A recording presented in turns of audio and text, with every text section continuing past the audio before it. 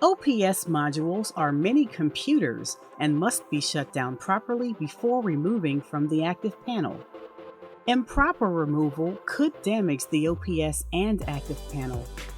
Before shutting down the OPS, if you have an ActivPanel version 5 or 6 with remote management enabled, please turn it off before continuing to the next step. Now, press and hold the power button on the active panel to turn it off. Next, ensure the OPS has shut down. If needed, press the power button on the OPS so it can shut down properly. Finally, power off the active panel by switching the rocker switch to the off position. It is now safe to remove the OPS. Loosen the screws and remove the OPS when the screws are disengaged from the active panel.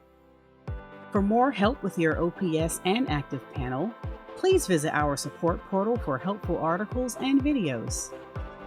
Thank you for watching.